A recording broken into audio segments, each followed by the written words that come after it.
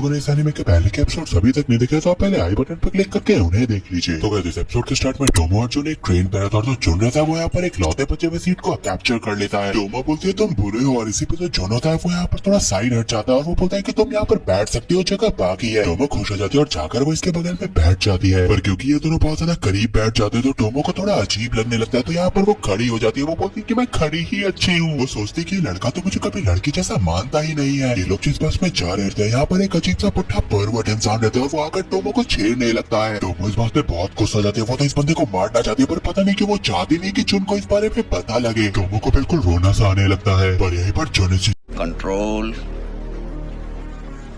Control वो notice कर लेता है। वो जाता है और टोमो को हटा देता है और उस बंदे को पकड़कर बोलता है कि तुम्हें क्या लग रहा है, तुम क्या कर रहे हो। इसके बाद जुन ने हर कुछ का ख्याल रख लिया। उसने उस बंदे को पुलिस को भी पकड़ा दिया और पुलिस को बोला कि तुम जिंदगी भर के लिए जेल में डाल दो। वो टोमो का ख्याल सा रखता है और टोमो को फील होता है कि उसने जुन का ये रूप आज तक कभी नहीं देखा। उसे लगता है कि जुन अब एक्चुअली उसे लड़की जैसा ट्रीट कर रहा है। टोमो बिल्कुल खोई से रहते तो जुन उसे बोलता है मेरी बात सुनो, और वो उसे बोलता है कि तुम्हें स्कर्ट पहनना बंद कर देना चाहिए। इसके बाद टोमो अगले दिन मिसेजो को भी ये कांड बता देती है और मिसेजो यहाँ पर थोड़ी डर सी जाती है। वो टोमो से पूछती है तुम ठीक तो हो ना। टोमो मिसेजो को बताती है अरे ज्यादा कुछ नहीं हुआ, उसने बस मेरे बम्पर को टच किया। मिसेजो यहाँ पर टोमो से पूछती है तुम उसे पुलिस के पास तो ले गई थी ना। इस पे टोमो मिसेजो को बताते हैं अरे जुन ने उस चीज का ध्यान रख लिया था। इस पे मिसेजो थोड़ा रिलीफ फील करती है और वो टोमो से पूछती है अच्छा तो मुझे जुन के बारे में क्या बता रही थी। तो वो बताती कि जुन ने मुझे बोला कि स्कर्ट्स मत पहनो, आखिर स्कूल लड़कियों को स्लैक्स पहनने का भी तो परमिशन देता ही है। टोमो जुन से पूछती है तो मुझे अचानक से ये बातें क्यों बता रहे हो, जिसपे जुन बोलता है क्योंकि स्कर्ट तुम पे बहुत गलत लगता है। पर इस बात पे टोमो गुस्सा I am sorry, बाबू। और वो जुन को एक मुक्का मारती है। वो मिसेजो को यहाँ पर प्रेजेंट में बोलती कि मुझे लगा था कि वो मुझे लड़की समझता है पर वो एकदम बेवकूफ है। पर मिसेजो यहाँ पर बोलती है कि हो सकता है कि उसने ऐसा तुम्हें इसलिए किया क्योंकि वो नहीं चाहता कि लोग तुम्हें छेड़े। इस पर टोमो बोलती तो तुम कहना चाहते हो कि जुन मुझे सच में लड़की जैसा ट्रीट कर रहा है। मिसेजो थोड़ा सोचती है और वो बोलती है नहीं मुझे लग रहा है कि मुझे गलत आइडिया हो गया था। टोमो बेचारी बोलती है तो वो मुझे लड़की जैसा कभी ट्रीट नहीं करेगा क्या। वैसे यहाँ पर मिसेजो भी टोमो को बोलती है कि मैंने नोटिस किया कि तुम्हारा स्कर्ट बहुत ज्यादा छोटा है, मुझे नहीं लगा था कि तुम ऐसी लड़की हो जो अपने टांगों को दिखाना पसंद करती है। वो इस पे बोलती नहीं, मैं नहीं मानता।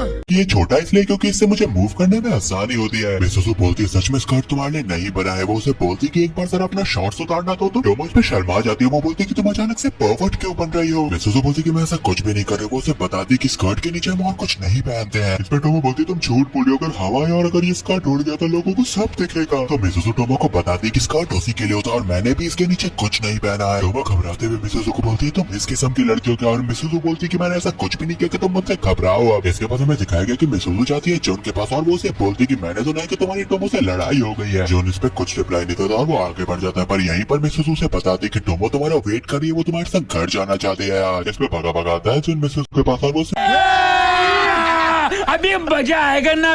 पूछता है कि क्या टोमो आप उससे गुस्सा नहीं है। वो खुश हो जाता है और फिर वो टोमो के पास निकल जाता है और फिर हमें टोमो को भी दिखाया जाता है जो कि कुछ इस अंदाज में उसका इंतजार कर रही रहती है। अब इस गेटअप में टोमो को भी थोड़ा ऑकवर्ड तो फील होता है और जब जोन आके टोमो को देखता है तो उसकी फट जाती है। वो तो शर्माने लगता है, वो ज्यादा कुछ नहीं बोलता है। वो बस टोमो को बोलता है कि चलो हम घर चलते हैं। अब टोमो को इस गेटअप में बहुत अजीब लग रहा था और वो यहाँ पर जुन से माफी मांगती है आज उसे मारने के लिए। टोमो को फील होता है कि सच में आज जुन थोड़ा अलग बिहेव कर रहा है और जो जुन होता है वो बिना देखे जाकर एक पूल में टकरा जाता है। इससे टोमो को रियलाइज होता है ये तो बिल्कुल वियर्ड एक्ट कर रहा है यार। ये लोग फिर से बस में जाते हैं और इस बस में फिर से आज बैठने की जगह नहीं रहती और जुन को तो यहाँ पर लगता है कि सारे लड़के टोमो को पूरी नजर से दूर रहे हैं, तो इसी कारण से वो टोमो को घेर कर खड़ा हो जाता है। वापस जाते हुए एक हवा से चलती है और टोमो का जो ड्रेस होता है वो बहुत अनकंफर्टेबल होता है, तो वो कैसे भी करके उसे नॉर्मल करती है। उसे रियलाइज होता है कि जुन तो आज उससे बहुत दूर चल रहा है। वो आगे बढ़ती है और जुन के हाथों को पकड़ लेती है और उसी टाइम पे फिर से हवा चलता है और कुछ ऐसा दृश्य बनता है। जुन तो बेचारा यहाँ पे शॉक में जाकर बेहोश ही हो जाता है। टोमो और जुन एक जगह पर बैठ जाता है और वो यहाँ पर इससे कल के लिए माफी मांगता है। वो बोलता है कि मैं समझता हूँ कि क्योंकि मैं सिर्फ तुम्हारा बेस्ट फ्रेंड हूँ तो मुझे हक नहीं है कि मैं तुम्हें कपड़े पहनने पर एडवाइस दूं। और वो बोलता है तुम्हें ऐसे कपड़े नहीं पहनने चाहिए जिसमें तुम अनकंफर्टेबल हो, इससे मेरी भी बुरी हाल हो जाती है। टोमो को यहाँ पे लगता है कि जुन कितना इंटरेस्टिंग फेस बना रहा है। अगले दिन मिसेजो टोमो से पूछती है कि तो कल कैसा रहा। टोमो बोलती है वो बहुत अजीब था और उस तरीके से मैं कभी कपड़े नहीं पहनूंगी। मिसेजो ये भी पूछती है कि जुन का क्या रिएक्शन था और इस पर टोमो बोलती है कि मुझे एक्जेक्टली नहीं पता, पर वो तो बिल्कुल एक पत्थर जैसे जमीन पर बिखर गया था। मिसेजो फिर से जाकर जुन को मॉक करती है। वो बोलती है कि मैंने सुना कि आज दिन भर तुमने टोमो से बात नहीं की है। जुन यहाँ पर बुरे मूड में रहता है तो वो यहाँ पर मिसेजो के सर पे एक नॉक मारता है, पर फिर जुन बहुत हिम्मत करता है और वो वापस से जाके टोमो के कंधों पर हाथ रख देता है। वो उससे पूछता है कि आज हम लंच में क्या खाए। टोमो बोलते तुम ऐसे अचानक से चीजें करना बंद भी करो और यहाँ पर मिसेजो इसे देखकर सोचती है कि चलो देखते हैं कि कब तक ये लोग नॉर्मल रहते हैं। इसके बाद हमें कैरल को दिखाया गया जो कि स्कूल की सबसे खूबसूरत लड़की है। ओह गॉड, एक बार दिला दे।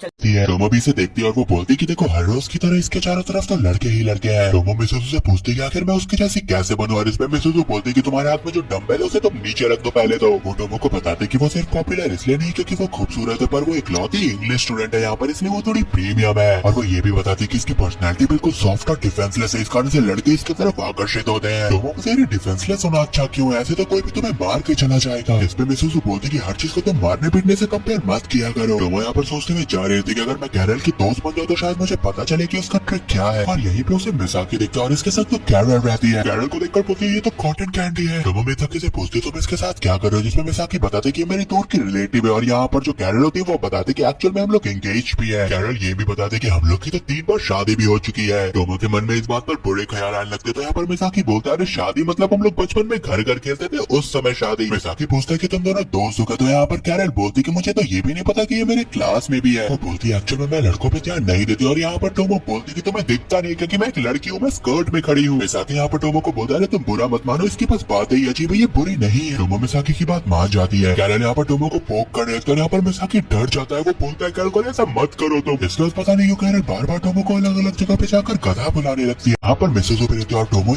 तेरी दादागिरी निकाल दूंगा मैं। बोलती कि पता नहीं से क्या हुआ है, मैं इससे कल मिली थी, ये तो मिसाकी के साथ थी और ये उसकी फियांसे भी है। मिसेज़ु यहाँ पर टोमो से पूछती है जब तुम कल इससे बात करी थी तो क्या मिसाकी तुम्हारे साथ था, जिस पे टोमो बोलती है कि हाँ मिसाकी हमारे साथ ही था। और उसी समय इसने मुझसे लड़ाई शुरू कर दी। और यहाँ पर मिसेज़ु भी इसे बोलती कि तुम गधी हो। इसके बाद कैरल मिसेज़ु के पास जाती है और वो उससे बोलती कि मुझे तुमसे बातचीत करनी है। पर यहाँ पर मिसेज़ु कैरल को बोलती है अरे मैं तुमसे बात करूंगी पर पहले मेरे बेंच से नीचे उतर जाओ। तो मिसेज़ु क्लियरली कैरल को बोलती कि मुझे तुम्हारी जैसी लड़की नहीं पसंद है। इस पे कैरल बोलती है ठीक है पर मुझे टोमो के बारे में तुमसे सवाल करना है। मिसेज़ु बोलती तुम गलत पर्सन के पास आई हो, टोमो मेरी बेस्ट फ्रेंड है, मैं तुम्हारी मदद नहीं करूंगी। इस पे कैरल बोलती है मैं तुम्हें केक खिलाऊंगी, वो टेस्टी होता है सोच लो। इस पे मिसेज़ु बोलती है अच्छा ठीक है मैं तुम्हारी बात सुन लूंगी।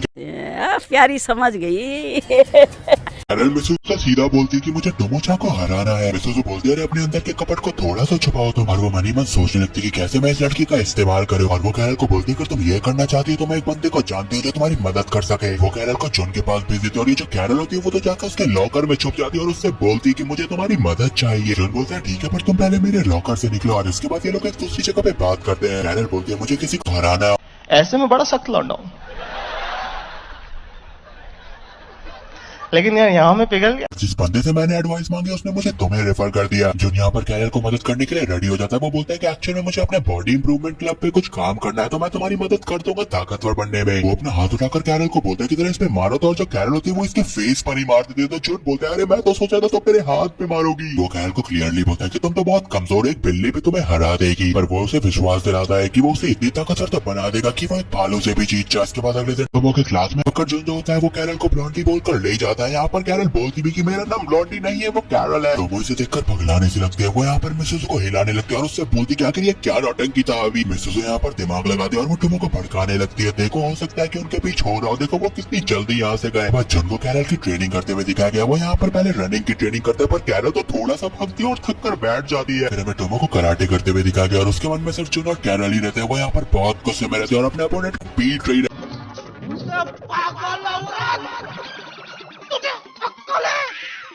मिसाकी का भी बुरा हाल कर देती है। इसके बाद फिर से जॉन को कैरल को ट्रेन करते हुए दिखाया गया। वो यहाँ पर ना ही क्रंचेस कर पाती है ना ही एक भी पुशअप कर पाती है। जॉन बोलता है कि आखिर तुम कर क्या सकती हो। और यहाँ पर कैरल बोलती है कि मैं स्किपिंग कर सकती हूँ। जॉन बोलता है चलो ठीक है यही कर लो। पर जब वो स्किपिंग करने लगती है तो उसका सामान कूदने लगता है। जॉन जो होता है इस बात पे अपने फेस को